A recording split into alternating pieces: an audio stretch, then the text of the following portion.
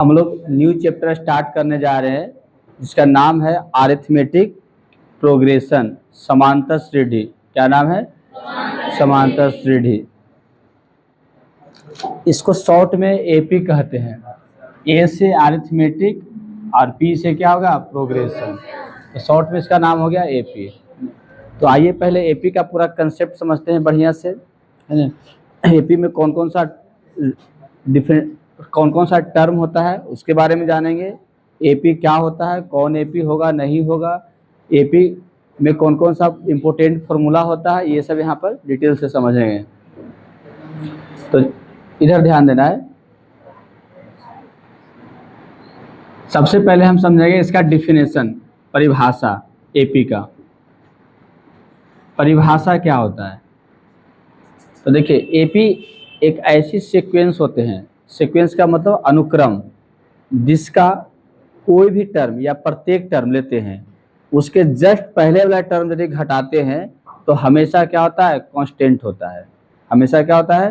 Constant. तो वो AP कहलाएगा। यानी परिभाषा देखा जाए तो देखिए, वह अनुक्रम जिसके प्रत्येक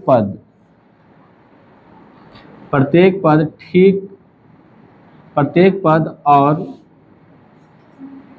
ठीक पहले वाले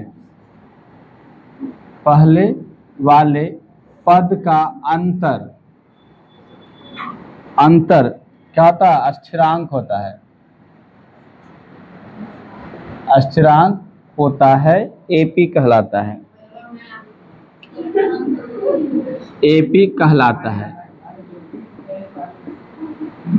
चलिए आप लोग पढ़ते जाइए, आवे या नहीं आवे। मतलब वह अनुक्रम जिसके प्रत्येक पद और ठीक पहले वाले पद का अंतर स्थिरांक होता है, क्या कहलाएगा? एपी कहलाएगा। जैसे कि समझिए, एग्जाम्पल से समझना है।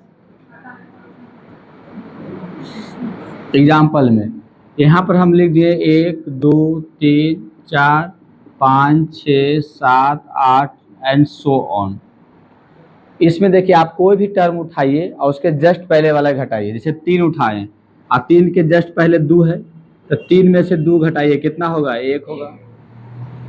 आप 7 उठाएं, 7 के पहले क्या है? 6 है, 7 में से 6 घटाइए, कितना होगा? 1 होगा। कहीं भी लीजिए, आप 8 उठाएं, 8 के पहले 7 है, घटाइए, कितना होगा? 1 होगा।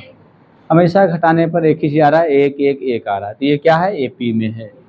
ये क्या है? एपी में है। कोई दिक्कत? दूसरा एग्जाम्पल देखिए, हम ले 3 7 11 15 19 23 एंड सो ऑन। इसमें देखिए क्या है?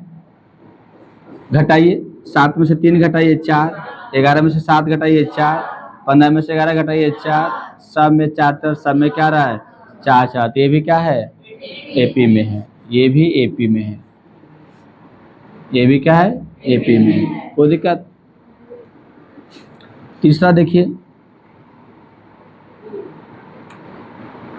1 √2 √8 √18 √32 और √50। ये एपी में है कि नहीं है?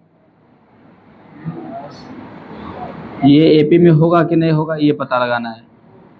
तो देखिए, √2 का तो इसको ऐसे भी सकते हैं, √2 को √2 लिखाएगा, √8 को लिखाएगा 2 √8 2 लिखाएगा, क्योंकि 8 को आप लिखेंगे 4 गुने 2 और 4 का वर्गमूल 2 बाहर निकल गया, अंदर में √2 बच जाएगा। √18 को क्या लिखाएगा? 3 √2 लिखाएगा। 32 को क्या लिखाएगा? 4 √2 लिखाएगा। 50 को क्या लिखाएगा? 5 √2 लिखाएगा। अब बताइए, सब में घटा के देखिए, यहाँ घटाइए √2 होगा, यहाँ घटाइए √2 होगा, यहाँ घटाइए √2 होगा, यहाँ भी घटाइए, क्या होगा? √2 होगा। तो एपी में है कि नहीं है? ये भी एपी में है। ये भी एपी में क्या है? तो इस प्रकार से हम चेक करते हैं एपी में है या नहीं है। यहाँ तक किसी को दिक्कत? तो आराम से पहचान जाएंगे ना एपी में है या नहीं। अब देखिए, कुछ इसमें टर्म होता है, जैसे कि प्रथम पद हमें लिखना है, प्रथम पद जिसको अंग्रेजी में बोलते हैं फर्स्ट टर्म। फर्स्ट टर्म को हम ए से लिखते हैं। घटाने के बाद जो आता है कांस्टेंट टर्म, उसको हम सार्व अंतर कहते हैं, कॉमन डिफरेंस, कॉमन डिफरेंस कहते हैं। उसको हम डी से लिखते हैं। जो घटाने के बाद सेम चीज आ रहा था ना, जैसे इसमें कॉमन डिफरेंस 1 होगा सार्व अंतर, इसमें कॉमन डिफरेंस 4 होगा, इसमें कॉमन डिफरेंस √2 होगा। समझ में आ रहा है? तो उसको हम कॉमन डिफरेंस कहते हैं, डी से लिखते हैं। क्या लिखते हैं? डी से। उसके बाद यदि आप यनमा पद निकालते हैं तो यनमा पद को हम लिखते हैं ए एन से। क्या लिखते हैं? ए एन से लिखते हैं। यन पदों का योग निकालना है तो उसको लिखा आता है एस एन से। क्या लिखते हैं? एस एन से। आप पदों की संख्या लिखना है तो कैसे लिखेंगे? यन से। क्या लिखेंगे? यन से। तो ये सब सिंबल हो गया एपी के लिए।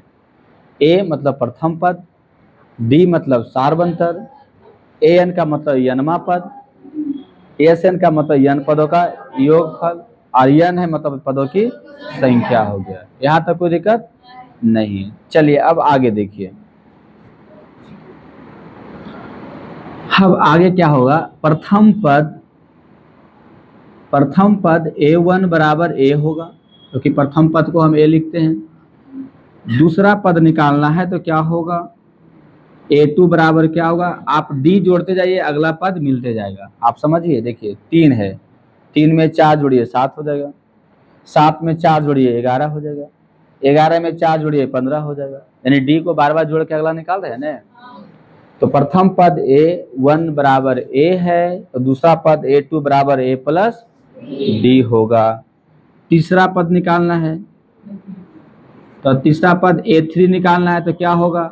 A प्लस डी या प्लस फिर एगो डी, या तो हम ऐसे बोल सकते हैं A2 प्लस डी। अब दूसरा में डी जोड़े तब तीसरा निकलेगा। 3 में 4 जोड़े 7 निकला, अब 7 में 4 जोड़े तब 11 होगा, 11 में फिर 4 जोड़े तब क्या होगा? 15 होगा। तो A1 में डी जोड़े तो A2 निकला, A2 में डी जोड़ेंगे तो क्या होगा? A3 निकलेगा। और A2 का मतलब क्या होता है? A plus D. A2 का मतलब क्या होता है? A प्लस डी, और ये अंत में प्लस डी का प्लस डी हो जाएगा, तो A प्लस 2D लिखा जाएगा। A प्लस क्या लिखा जाएगा? 2D।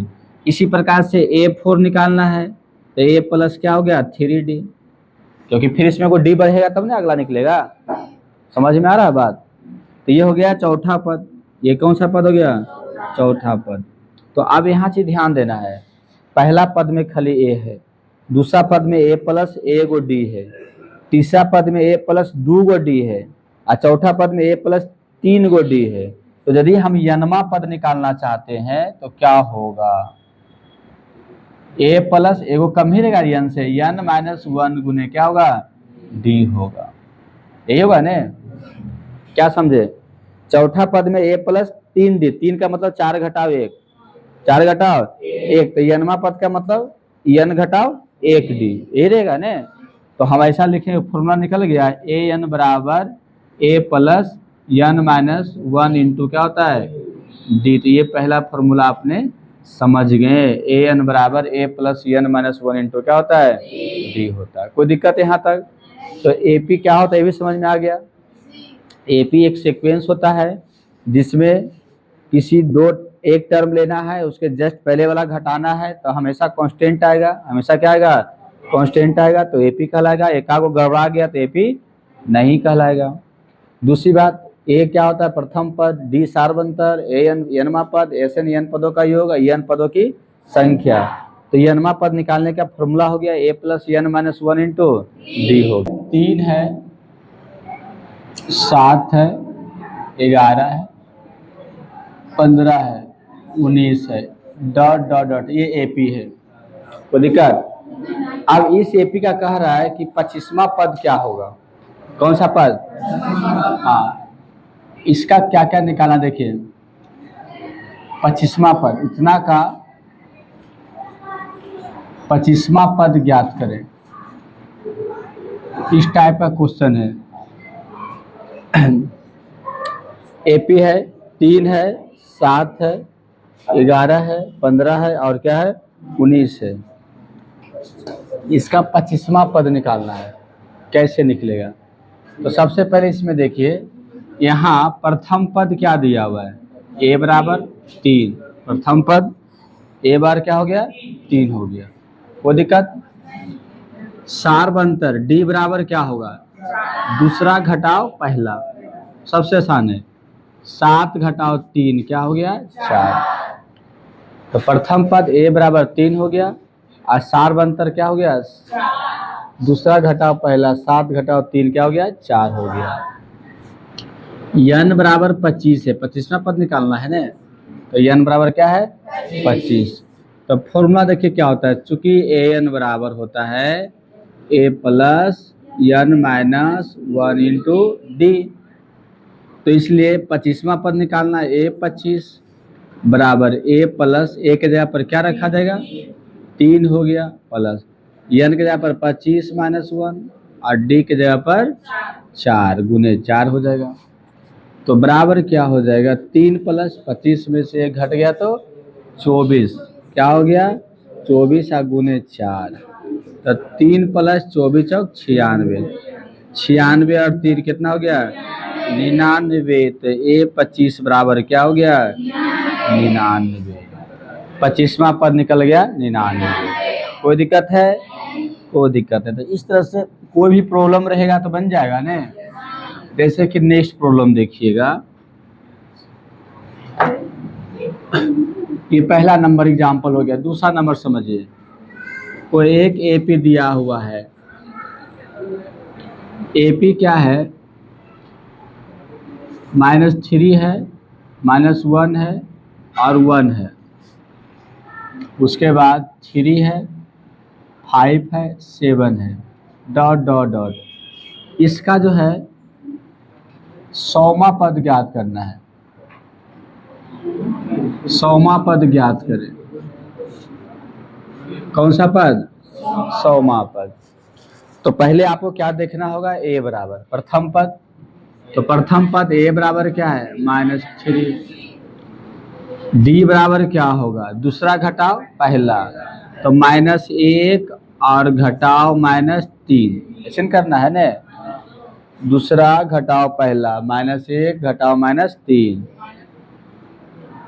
तो -1 और माइनस +3, तो 1 में से 3 घट गया तो +2, तो d बराबर क्या होगा, +2 हो गया। कोई दिक्कत? अब n बराबर कितना है, 100 है, तब फॉर्मूला लगाना है, चूंकि an बराबर क्या होता है, a plus n minus 1 into D होता है। तो a 100 बराबर क्या होगा, a के जगह पर -3 रखाएगा, अब प्लस 100 माइनस 1 और गुने डी के जगह पर 2, अब रख के सॉल्व कर दीजिए। -3 का -3, 100 में से 1 घट गया तो 99 गुने 2, तो हो जाएगा -3 प्लस 9 दूनी 18, 18 क्या हो गया, 19, ये होगा ना। 198 में 3 घट जाएगा तो क्या होगा, 195, तो 100वां पद कितना होगा, 195 होगा। तो ये nवां पद निकालने में कोई दिक्कत नहीं होगा। समझ में आ रहा है? एक्सरसाइज 5.1 का पहला क्वेश्चन क्या है, निम्न प्रकार से परिभाषित अनुक्रमों के प्रथम 3 पदों को लिखना। फर्स्ट 3 टर्म का लिखना है, सीक्वेंस दिया हुआ है, सीक्वेंस जो निम्न प्रकार से परिभाषित हो रहा है उसके प्रथम 3 पदों को लिखना है। तो पहला जो है tn बराबर 3n प्लस 1 है, tn बराबर 2 पर पावर n है, tn बराबर n स्क्वायर प्लस 1, tn बराबर 2n प्लस 5, tn बराबर क्या है, n into n plus 2, tn equal to क्या है, n माइनस 3/4 है। अब यहाँ पर tn क्या है, an के जगह पर tn लिखा हुआ है। कुछ बुक में nवां पद को an लिखते हैं और कुछ किताब में क्या लिखते हैं, tn लिखते हैं। तो an tn में कोई कंफ्यूजन नहीं होना है, दोनों एक ही है, कोई दिक्कत? तो आइए पहला नंबर का हम डिस्कस करते हैं। एक नंबर में क्या है, tn बराबर है 3n प्लस 1, कोई दिक्कत? कितने टर्म निकालना है, 3 टर्म। तो पहले t1 निकालिएगा, पहले क्या निकालेगा, t1, तो n के जगह पर 1, 3 गुने 1 प्लस 1 तो कितना हो जाएगा, 4। फिर t2 निकालिएगा, तो n के जगह पर 2, तो 3 गुने 2 प्लस 1, 3 दूनी 6, 1 कितना हो गया, 7। t3 निकालना है, तो 3 गुने 3 n के जगह पर 3 आप प्लस 1 3 3 9 1 कितना हो गया 10 हो गया। तो निकल गया ना 4 7 और क्या हो गया 10 हो गया। क्या हो गया 4 7 और 10। कोई दिक्कत? अब बताइए ये एपी में होगा कि नहीं होगा? होगा। हालांकि एपी नहीं करा निकालने के लिए, सीक्वेंस यानी अनुक्रम करा निकालने के लिए, लेकिन ये अनुक्रम जो निकला है एपी में हो रहा है। हो भी सकता है और नहीं भी हो सकता है, लेकिन ये है 4 3 7 7 3 10, तो ये एपी में है। चलिए अच्छी बात है। दूसरा देखिए Tn बराबर है 2 पर पावर n, तो क्या होगा? पहला T1 निकालना है तो 2 पर पावर 1 2 हो गया। T2 निकालना है 2 पर पावर, बताते जाइए 2 दूनी कितना हो गया 4। T3 निकालना है 2 पर पावर 3 तो 8 होगा। तो इसमें क्या आ गया 2 आ गया 4 आ गया 8 आ गया। क्या एपी में है? नहीं है। यस। 2 में 2 जोड़ेंगे तो 4, 4 में 4 जोड़े तब ना 8 हुआ। तो इसमें घटेगा 2 आएगा, इसमें घटेगा 4 आएगा। एपी होगा? ये एपी नहीं हुआ, लेकिन 3 टर्म निकल गया सीक्वेंस का, तो बाकी ये सब बन जाएगा ये सब का। तीसरा भी देख ही लीजिए, Tn = n स्क्वायर प्लस 1 है। पहले T1 निकालना है तो 1 स्क्वायर प्लस 1 1 कितना हो गया 2। T2 निकालना है 2 स्क्वायर प्लस 1 दूनी 4 1 कितना हो जाएगा 5। T3 निकालना है 3 स्क्वायर प्लस 1 3 3 9 1 कितना हो गया 10। इसमें 3 टर्म निकल गया 2 5 और 10। ये एपी में है? नहीं। तो इस तरह से सबका 3 3 टर्म निकल जाएगा, बन जाएगा। चलिए ठीक है, नोट कर लीजिए तो बन जाएगा। क्या है सब हल्का हल्का सब एकदम।